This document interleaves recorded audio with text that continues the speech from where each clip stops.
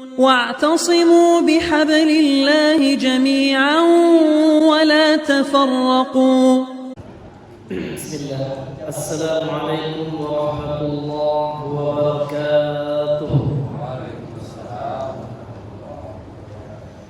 إن الحمد لله نحمده ونستعينه ونستغفره ونعوذ بالله من شرور أنفسنا وسيئات أعمالنا. من يهده الله فلا مضل له ومن يضلل فلا هادي له. أشهد أن لا إله إلا الله وحده لا شريك له وأشهد أن محمدا عبده ورسوله. اللهم صل وسلم وبارك وزد وأنعم على محمد وعلى آله وأصحابه وسلم تسليما كثيرا. قال الله تعالى: يا أيها الذين آمنوا اتقوا الله حق تقاته ولا تموتن إلا وأنتم مسلمون. أما بعد. معاشر المسلمين والمسلمات jemaah salat maghrib rahimani wa rahimakumullah. Kita kembali bersyukur kepada Allah Subhanahu wa taala karena pada malam hari ini Allah Subhanahu wa taala senantiasa tetap mencurahkan kepada kita nikmat-nikmat yang tidak terhingga, karunia yang tiada tara, rahmat yang luas, sehingga dengan rahmat itu, dengan nikmat Allah tersebut, kita dimudahkan untuk datang ke masjid ini dalam rangka untuk mentaatinya, menunaikan kewajibannya, melaksanakan kewajiban kita salat maghrib berjamaah dan menuntut ilmu agama. Ketika kita niatkan di rumah karena Allah Subhanahu wa taala, maka itulah yang mengakibatkan amalan kita diterima oleh Allah Subhanahu wa taala. Karena setiap amalan yang kita niatkan, yang kita tekadkan karena Allah Subhanahu wa taala, itulah yang dinamakan al-ikhlas, ikhlas. Karena Allah tidak menyuruh kita beribadah melainkan untuk mengikhlaskan Allah dalam ibadah itu. Kalau hanya sekedar ibadah, orang kafir Quraisy itu ibadah juga. Orang-orang non-muslim beribadah juga, orang Hindu Buddha beribadah juga. Namun ibadahnya bukan diniatkan untuk Allah semata. Kalau umat Islam, wa ma umiru illa liya'budullaha mukhlishina lahuddin. Mereka tidaklah diperintah melainkan untuk beribadah kepada Allah dengan mengikhlaskan niat kita. Apalagi pada hari ini, bulan ini kita berada di bulan yang penuh dengan keberkahan. Kenapa kita katakan bulan berkah? Karena amal soleh dilipat gandakan. Kenapa? Karena ini adalah salah satu bulan yang mulia, yang disebut dengan istilah dia al-ashhur al-hurum, atau syahrul haram, bulan yang mulia. Karena makna haram di situ adalah mulia. Ada 4 bulan mulia di satu tahun itu, Pak ya. Dalam 12 bulan itu ada 4. Yang pertama apa? Dzulqa'dah, yang kedua Dzulhijjah, yang ketiga ini bulan ini. Nah, kemudian baru nanti bulan Rajab. Jadi itu 4 bulan haram yang sangat mulia di sisi Allah Subhanahu wa taala. Imam Ibnu Katsir mengatakan di bulan haram itu Allah Subhanahu wa taala melipat gandakan dosa. Jadi kalau dosa-dosa kita lakukan dilipat gandakan oleh Allah Subhanahu wa taala, sebagaimana firman Allah dalam surah At-Taubah ayat 36. Karena Allah Subhanahu wa taala mengkhususkan bulan haram itu, fala tazlimu fihinna anfusakum, kan gitu. Janganlah kalian berbuat zalim terhadap diri-diri kalian di bulan-bulan haram itu. Sehingga ulama tafsir mengatakan, di antaranya Ibnu Abbas sebagaimana dinukilkan oleh Imam Ibnu Katsir, Allah melipat gandakan dosa yang kita lakukan di bulan-bulan haram ini. Sebaliknya, kebaikan yang kita kerjakan juga dilipat gandakan oleh Allah. Di antaranya Pak, kita dianjurkan untuk memperbanyak puasa sunnah, baik itu puasa Yaumul Itsnain, hari Senin, atau Yaumul Khamis, hari Senin Kamis atau Ayyamul Bid atau puasa mutlak. Jadi kita niatkan aja, atau puasa Daud, sehari puasa sehari tidak, itu sangat utama di bulan ini. Berdasarkan hadis dari Nabi sering kami sampaikan Pak ya, sebagai pengingat bagi kita, mungkin Bapak sudah hafal juga.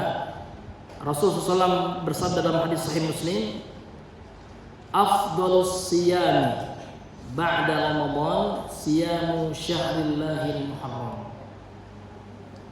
Puasa yang paling afdal kata Rasulullah setelah puasa Ramadan adalah puasa ya di bulan-bulan haram. Bagaimana Pak Ustadz dengan 10 pertama bulan Dzulhijjah masuk? Karena bulan Dzulhijjah termasuk bulan haram gitu. Dan termasuk Muharram ini juga wa afdhalus salati ba'da faridatin, dan salat yang paling utama setelah salat faridah atau salat fardu, salat wajib, salatul lail, ada salat malam. Jadi salat malam itu ada dua Pak, ada salat tahajud, ada salat witir. Dua-duanya dikatakan salat malam. Masyaallah muslimin yang Allah muliakan. Kemudian secara khusus Pak, kalau seandainya kita mampu, kita berpuasa di tanggal 10 Muharram. Namanya puasa apa? Asyura.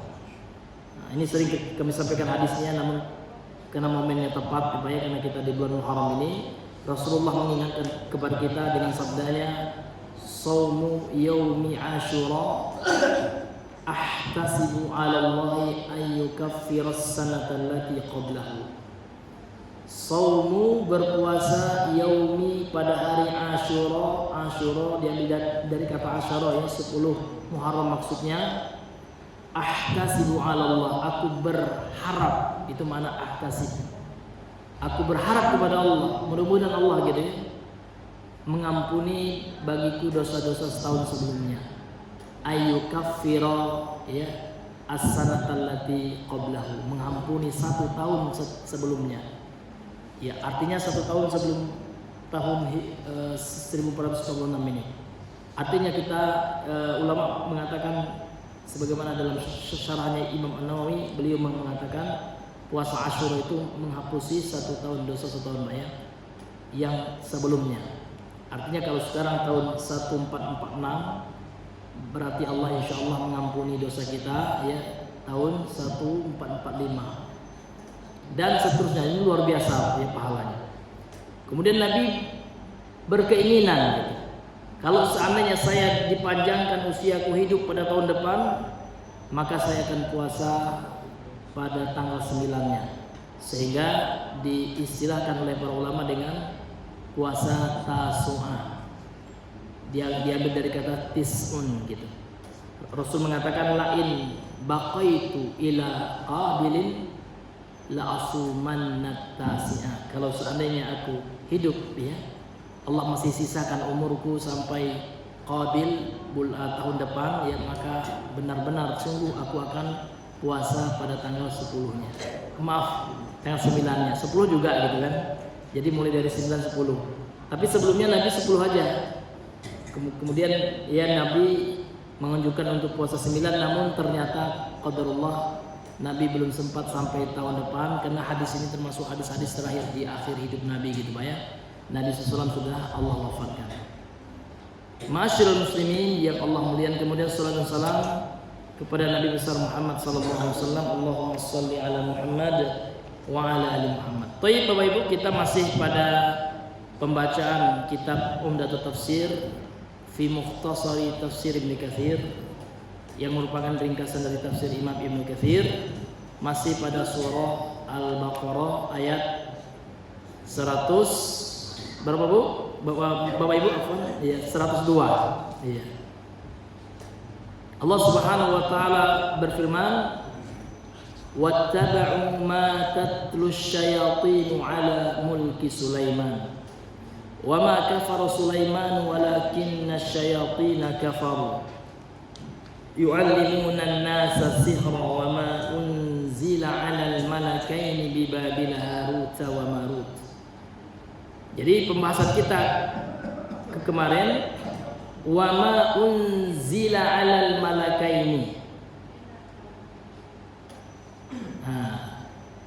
Telah dijelaskan oleh Imam Ibnu Katsir Pak, ada 2 pendapat ulama tafsir Ya, dan ini belum final ya, ada 2 lagi, sebenarnya 4 semuanya Pak. Tapi yang telah kita pelajari kemarin ada 2 pendapat ulama tafsir terkait firman Allah wa ma unzila. Jadi ma di situ ada 2 maknanya.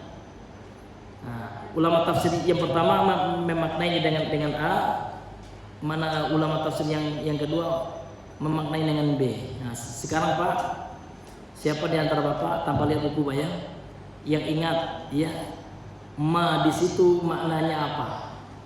Yang pertama. Dan kemudian yang kedua, ma di situ maknanya apa?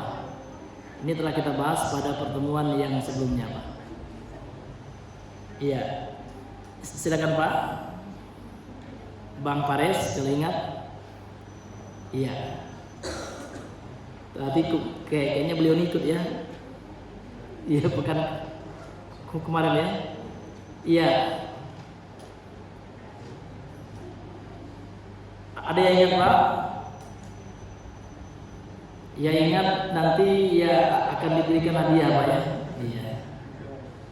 Nah. Iya. Apa? Yang pertama. Iya.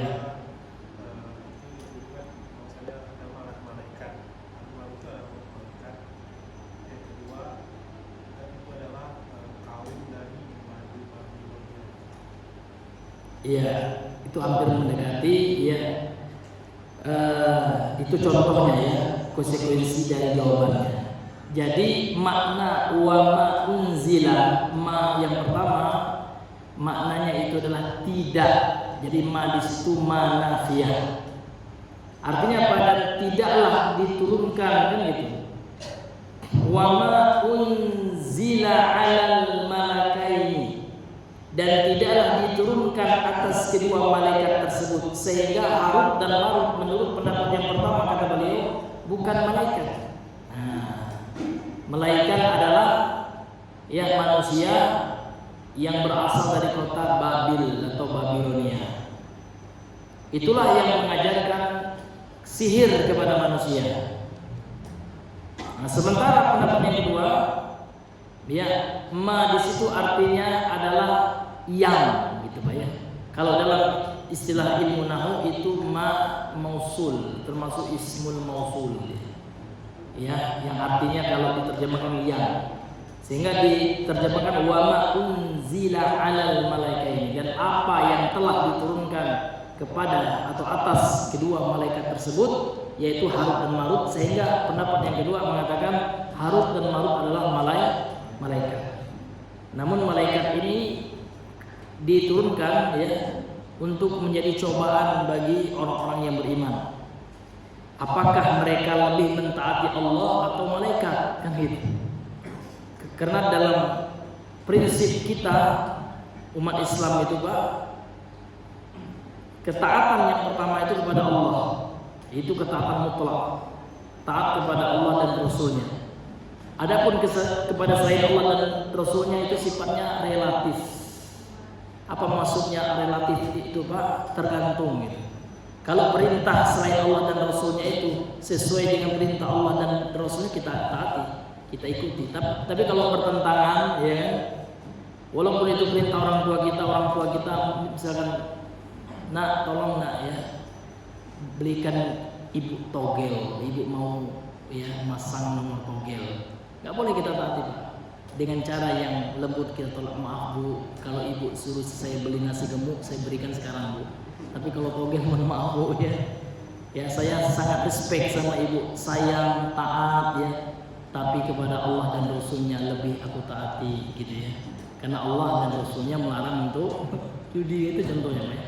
Termasuk ini malaikat ini, karena malaikat ini Allah turunkan menurut pendapat yang kedua dari riwayat Imam Ibnu Jarir ya, At-Tabari ya, maka Allah turunkan malaikat itu sebagai cobaan gitu ya, sebagai ujian untuk umat manusia, apakah mereka lebih taat kepada Allah atau kepada makhluk yang namanya Harut dan Marut. Itu memang malaikat. Ini pendapat yang kedua.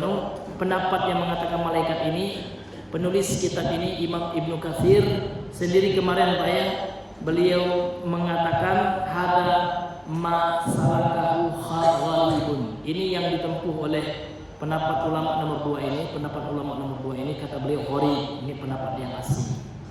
Sehingga yang dikuatkan oleh beliau yang saya baca adalah beliau lebih menguatkan pendapat yang pertama. Artinya bukan malaikat, karena malaikat tidak akan mungkin mengajarkan sihir kan seperti itu. Ini yang tampak daripada pilihan ya tafsir Imam Ibnu Katsir rahimahullah taala.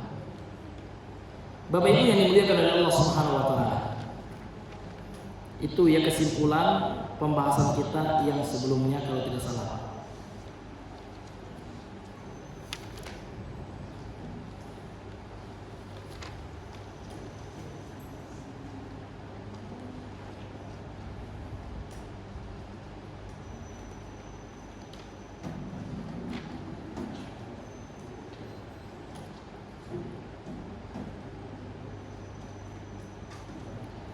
Kemudian berkata Imam Ibnu Katsir rahimahullah taala, wa rawa Ibnu Abi Hatim, dan telah meriwayatkan Imam Ibnu Abi Hatim. Ini salah seorang imam ahlul hadis ya. Punya buku namanya Ilal ya. Ilalul Hadis.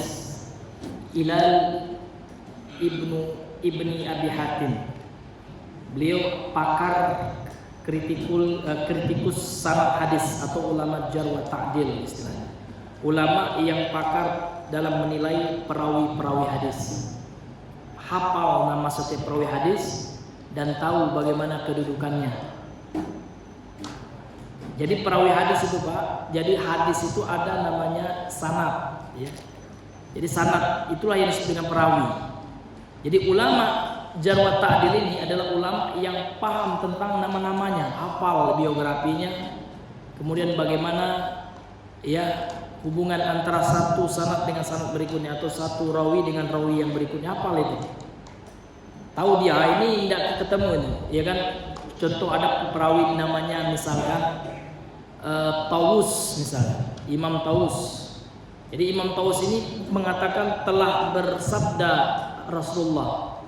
Perawi hadis langsung bilang hadis ini terputus sanadnya. Kenapa? Karena Tawus ya ini tidak ketemu dengan Nabi.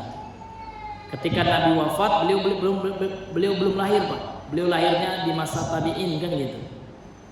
Nah, ulama ini yang pakarnya ini Pak ya, ulama kritikus lah ya salaf hadis. Jadi ini beliau nih Pak ya, diantaranya adalah Imam Ibnu Abi Hatim.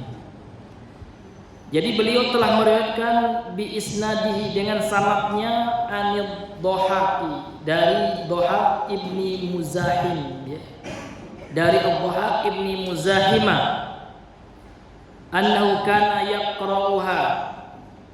Dahulu ya Imam Ad-Dhahak ini ulama tabi'in ya, muridnya Ibnu Abbas ya radhiyallahu anhu. Ya, beliau dahulu membaca firman Allah, wa ma unzila 'alal malakaini. Dan apa kalau menurut pendapat ulama yang masyhur Pak ya, dan apa yang telah diturunkan kepada kedua malaikat tersebut?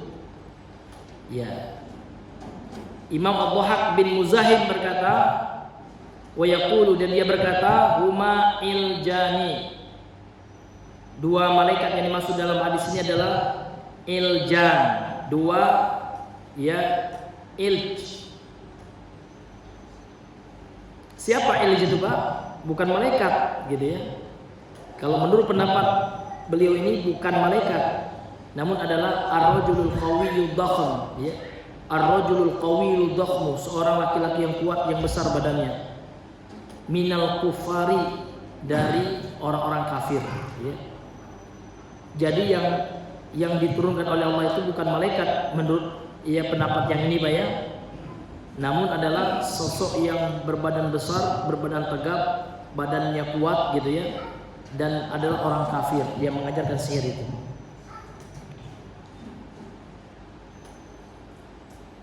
Min ahli Babila, dari penduduk kota Babil. Jadi ini Pak ya, Iljun ini laki-laki yang kuat, tegap, orang non muslim lah bahasa kita ya.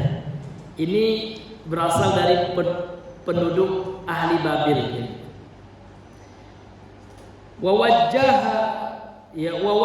Wawajahu ya ashabu hadzal qaula,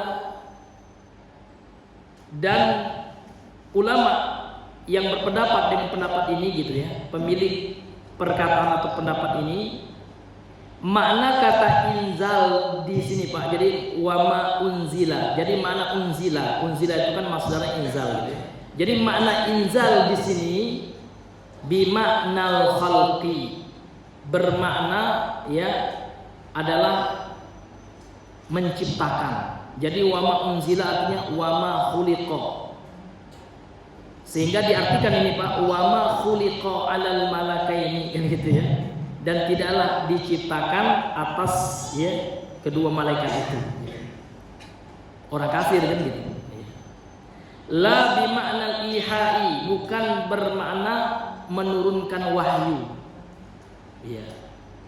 Jadi mana wama unzila bukan maknanya wama uhiya. Bukan maknanya dan tidaklah diwahyukan, enggak, namun tidaklah diciptakan kan gitu. Ya.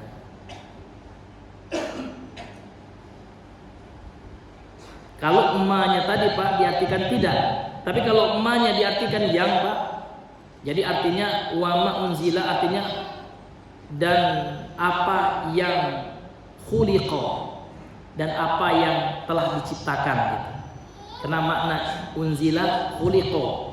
Ini ya menurut pendapat yang ini Pak, tentang mana unzilanya. Wa ma unzila alal malaikaini ay wa ma khuliqa alal malaikaini kan gitu. Dan ini ya makna unzila yang dimaknai dengan khuliqa, makna menurunkan itu artinya adalah bukan mewahyukan, namun maknanya adalah menciptakan. Nah, ini semakna dengan firman Allah dalam ayat lain. Iya kan? Ada bandingannya gitu Pak ya. Ada ayat lain yang mendukungnya. Sebagaimana firman Allah, kama qala ta'ala, sebagaimana firman Allah dalam ayat yang lain, wa anzala lakum minal an'ami thamaniyata azwaj. Wa anzala lakum, maka mana anzala di sini wa khalaqa lakum.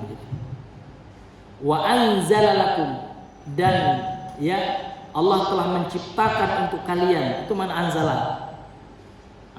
Menurut pendapat sebagian ulama ini ya, yang diriwayatkan oleh Ibnu Abi Hatim ini, kata Ibnu Katsir ya.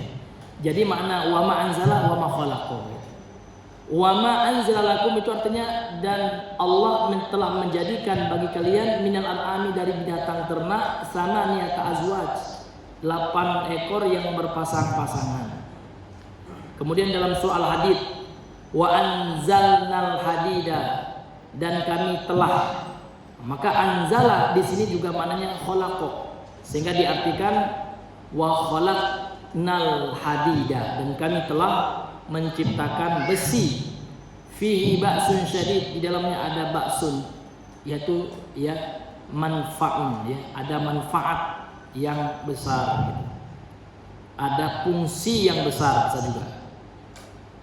Kemudian dalam ayat yang lain, wa yunazzilu lakum minas sama'i rizqa, sehingga diartikan menurut pendapat ini Pak ya, wa yunazzilu diartikan ya wa yakhluqu lakum, karena inzal maknanya al-khalq, menciptakan, dan Allah telah menciptakan lakum untuk kalian minas sama'i, dari langit itu rizqan ya rezeki. Jadi Allah Subhanahu wa taala menciptakan bagi kita rezeki, karena mana inzal di sini maknanya khalaqa, menciptakan. Kemudian beliau bawakan contoh kata inzal dalam hadis. Ini hadis Sahih Muslim nih Pak ya. Wa fil hadis, di dalam contoh hadisnya Allah Subhanahu wa taala, Rasulullah bersabda, ma anzalallahu da'an illa anzalalahu dawa'an. Jadi anzala di sini maknanya khalaqa ya. Ma khalaqallahu da'an. Kalau kita artikan dan anzala di sini khalaqa dengan terjemahan ma khalaqallahu, Allah tidaklah menciptakan daan penyakit illa anzalalahu, kecuali Allah ciptakan juga bagi penyakit itu dawaan, obatnya. Wa kama yuqalu, dan sebagaimana dikatakan ini oleh orang-orang Arab. Jadi orang-orang Arab ya terkadang mereka mengungkapkan ibarat atau ungkapan dalam bahasa Arab, anzalallahul khaira wasyarra. Anzala di sini maknanya khalaqa, yang diartikan khalaqallahul khaira wasyarra. Allah telah menciptakan al khaira wasyarra, keburukan, kebaikan dan keburukan. Ini Bapak Ibu yang Allah muliakan. Maka makna inzal ya dalam ayat ini menurut ya sebagian ulama itu maknanya bukan menurunkan Pak ya, namun menciptakan. Jadi Allah ciptakan. Namun proses perintahnya seperti apa? Tentu perintah itu tentu dari atas ke bawah. Makanya menggunakan kata anzala, yang mana terjemahannya Pak, kalau anzala itu kan menurunkan gitu. Namun Allah ciptakan dulu gitu. Allah ciptakan dulu besi itu, enggak bertentangan juga gitu Pak ya. Allah ciptakan dulu besi itu, kemudian Allah turunkan ke bumi gitu. Karena besi itu makhluk. Ya kan, semua selain Allah itu makhluk.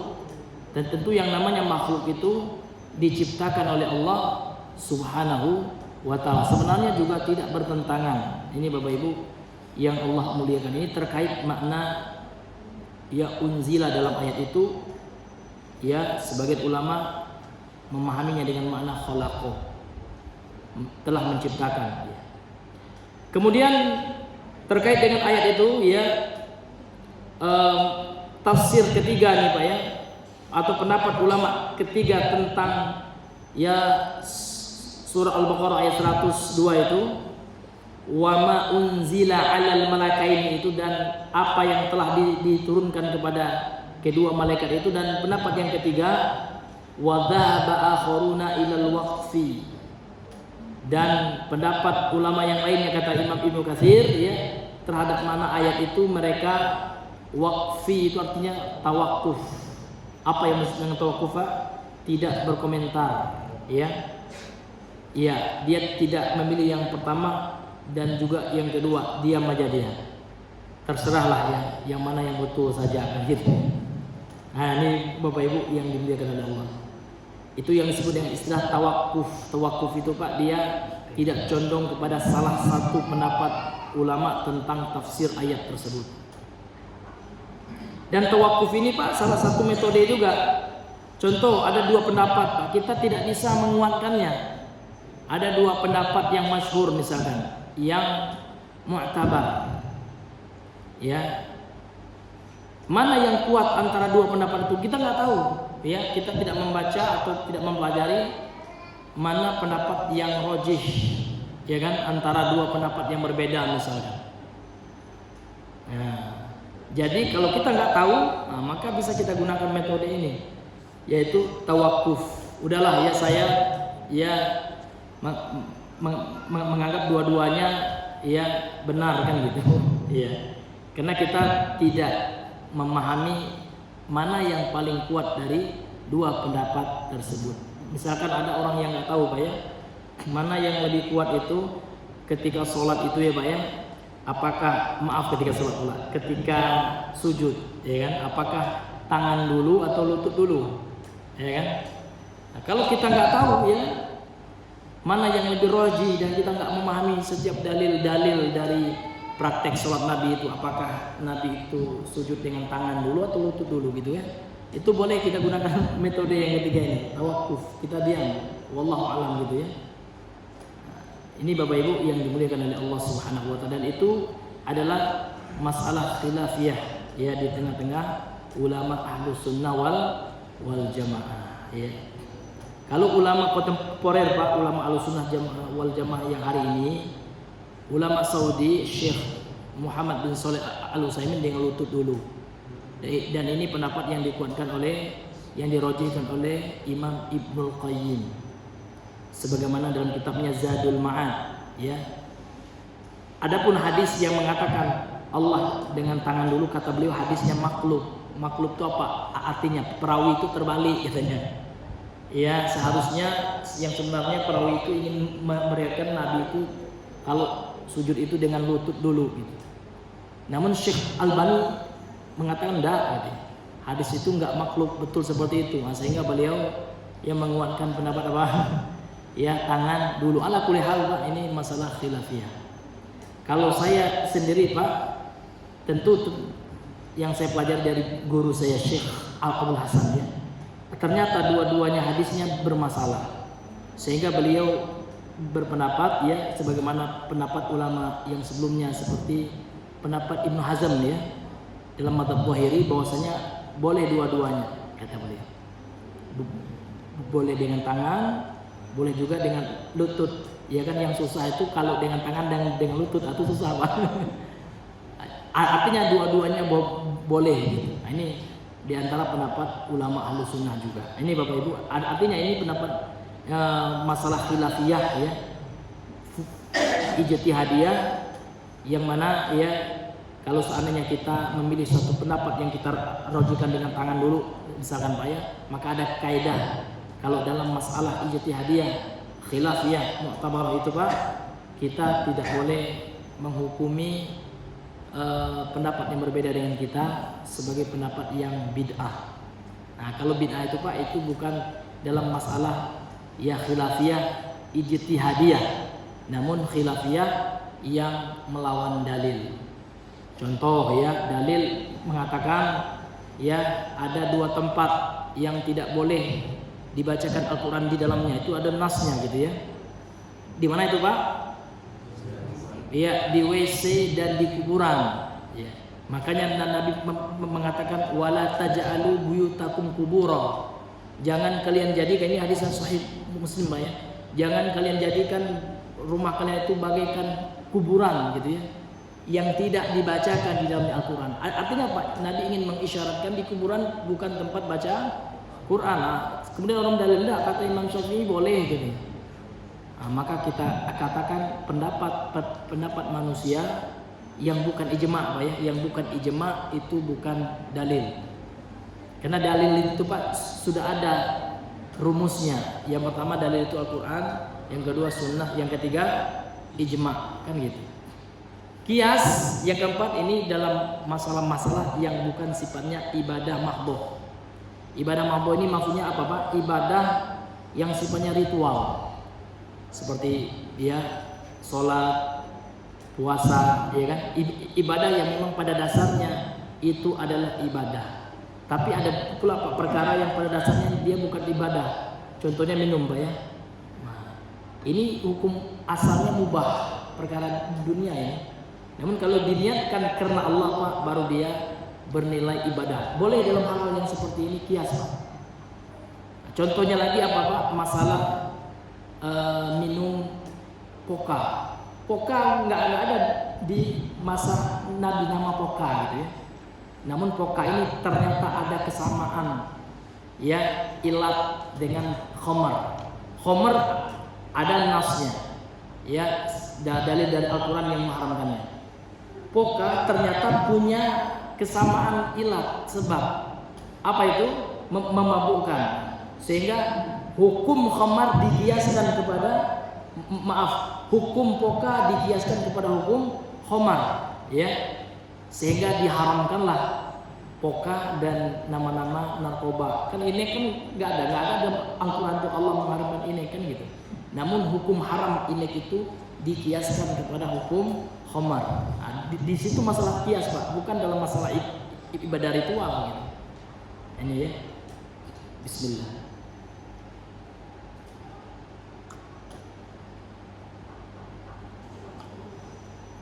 Jadi pendapat satu imam ya itu bukan hujah ya, selama itu bukan kesepakatan. Misalkan Imam Syafi'i mengatakan bid'ah itu ada dua, ya kan? Itu pendapat beliau dan dibantah oleh Imam Asy-Syatibi dalam kitabnya Al-I'tisam. Tidak benar itu. Nah, kemudian bagaimana kita menilai mana yang benar itu, mana yang sesuai dengan hadis? Karena Imam Syafi'i juga mengatakan apabila hadisnya sahih, idza shahhal hadisu fa huwa madhhabi. Sehingga banyak madhab beliau itu yang diralat. ya kan? Sehingga ada dua mazhab Imam Syafi'i. Ada yang pertama namanya Al-Qaulul Qadim, pendapat yang pertama ketika beliau ketika di Irak. Kemudian ada yang dirubahnya ketika beliau hijrah ke Mesir, namanya Al-Qaulul Jadid. Yang namanya pendapat itu Pak relatif sifatnya, karena boleh jadi beliau belum menemukan nas ya Pak ya, sehingga berijtihad, ya kan? Belum menemukan hadis tentang itu, karena memang di zaman dahulu itu tidak seperti zaman sekarang Pak. Kalau zaman sekarang ya lebih gampang mengakses data, dibantu kita dengan IT sekarang. Dulu kan dengan Google Pak, sekarang ada yang canggih lagi ya, AI, lalu canggih lagi Pak. Ya seperti kita bertanya aja seperti AI, dikasihnya referensi Pak. Kita cek dengan aplikasi kitab gitu, Maktabah Syamilah ya kan, atau aplikasi yang lainnya, Aturas gitu kan, cocok gitu. Karena memang dia by data gitu ya, database yang tersimpan itu. Artinya untuk mengakses data kitab-kitab sekarang lebih apa Pak, lebih simple ya, lebih mudah ketimbang di zaman Imam Syafi'i. Di zaman Imam Syafi'i itu untuk cari hadis saja susah Pak, harus menghabiskan perjalanan 1 bulan cuman 1 hadis. Sekarang 1 bulan itu Pak, sekarang 1 jam aja bisa 200 hadis kita sekarang, karena tinggal klik ya Pak ya. Beda dengan masa imam-imam tersebut. Sehingga Pak, zaman sekarang itu ya, kalau orang yang sungguh-sungguh belajar itu banyak sarana. Tapi kita sekarang ini Pak terlena kita gitu, dengan mudahnya fasilitas ya, sehingga apa Pak? Sehingga apa-apa main klik aja. Pengajiannya klik aja YouTube udah ya. Sambil makan koci, sambil makan kacang gitu ya, sambil makan nasi ya kan. Ya terlalu bermudah-mudah juga sebagian kita gitu ya. Ini Bapak Ibu yang dimuliakan oleh Allah Subhanahu wa taala. Apakah boleh pengajian lewat YouTube? Boleh ya. Namun jangan jadikan itu ya tempat pengajian yang pertama. Itu solusi yang alternatif yang kedua Pak. Kenapa? Karena kalau kita nggak pengajian di masjid itu ada pahala-pahala yang luput dari kita. Contoh ya, kita tidak dapat pahala bermajelis di masjid, karena kalau pahala bermajelis di masjid ini ada lagi Pak, sebagaimana yang disebutkan dalam Musnad Imam Ahmad dan hadisnya sahih ya. Rasul mengatakan man khada ila masjidin, barang siapa yang pergi ke masjid, artinya datang langsung dia, tidak datang lewat lihat YouTube gitu kan, artinya datang langsung. La yuridu illa an yata'allamal khaira, niatnya tidak ada melainkan untuk mempelajari kebaikan, yakni mempelajari agama kan gitu. Atau liyu'allimahu, atau dia niatnya adalah untuk mengajarkan agama itu. Kana lahu ka ajril haji taman hajatuhu, maka dia akan mendapatkan ganjaran seperti orang yang ini seperti Pak ya. Ka itu kan dalam bahasa Arab itu namanya harfu tamsil, huruf yang maknanya memperumpamakan. Bukan seperti orang haji ini enggak gitu ya. Enaklah orang yang enggak usah kita haji lagi katanya, cukup ke majelis ilmu saya enggak Pak. Jangan disalahartikan, ntar itu artinya serupa saja namun enggak sama gitu ya. Artinya Nabi ingin memotivasi kita bahwasanya bermajelis di masjid itu memiliki pahala yang besar, bahkan ya menyerupai gitu ya pahala seorang yang menunaikan ibadah haji. Bapak Ibu yang dimuliakan oleh Allah Subhanahu wa taala. Kembali kita kepada topik ini. Jadi pendapat ulama yang ketiga Pak, ya adalah tawakuf ya. Diam ya. Wa dhahaba akharuna ila al-waqfi ala qawlihi yu'allimuna an-nasa sihara, dan sebagian ulama yang lain ya mereka diam ketika mentafsirkan firman Allah yu'allimuna ala qawlihi, pada ketika mentafsirkan firman Allah yu'allimuna an-nasa sihara, mereka ya mengajarkan kepada manusia sihir. Jadi mereka ini kan beda pendapat ya ulama ya. Ada yang mengatakan mereka ini manusia, dan ada yang mengatakan mereka ini adalah malaikat itu. Kemudian warawa Ibnu Jaririn anil Qasim bin Muhammad Kemudian Imam Ibnu Jarir juga meriwayatkan dari Al-Qasim bin Muhammad. Ya, ini juga salah seorang ulama tafsir Pak ya, Imam Al-Qasim bin Muhammad. Sa'alahu rajulun, beliau pernah ditanya oleh seseorang an qaulillahi ta'ala, tentang firman Allah Ta'ala surah Al-Baqarah ini Pak ya, ayat 102 ini, yu'allimunan nasa sihra wa ma unzila 'alal malakaini bi Babil Harut wa Marut. Mereka mengajarkan kepada manusia ini setan Pak ya. Ya, ini kembali kepada ayat yang sebelumnya, penggalan ayat yang sebelumnya itu setan kan, wa ma kafaru Sulaiman, kan itu ayat yang sebelumnya. Sulaiman itu tidak kafir. Siapa yang kafir Pak? Walakinna syayatina kafaru. Akan tetapi yang kafir itu adalah para setan-setan itu. Kenapa mereka kafir ini? Lanjutan ayatnya, karena mereka yu'allimunan nasa sihra. Karena mereka mengajarkan kepada manusia apa Pak? Sihir. Wa ma unzila 'alal malakaini, dan apa yang telah diturunkan atas kedua malaikat itu bi Babil Harut wa Marut, di kota Babil, di kota Babilonia ya, yang bernama Harut dan Marut. Faqala ar-rajulu, maka laki-laki ini bertanya kepada Imam Al-Qasim bin Muhammad ini Pak, ulama ahli tafsir ini.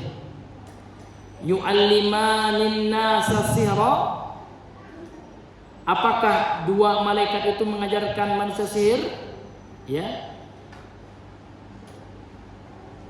Ma unzila alaihima, apa yang telah diturunkan atas keduanya? Atau yu'allimanin nasa ma lam yanzil alaihima, atau mereka mengajarkan manusia apa yang tidak turun atas mereka berdua, kepada mereka berdua. Maka dijawab oleh ulama tafsir ini ya, oleh Al-Imam Al-Qasim bin Muhammad ini, faqala Al-Qasimu, lantas kemudian Al-Qasim ini berkata, ma ubali, kalau tentang ayat itu ya saya enggak peduli gitu ya.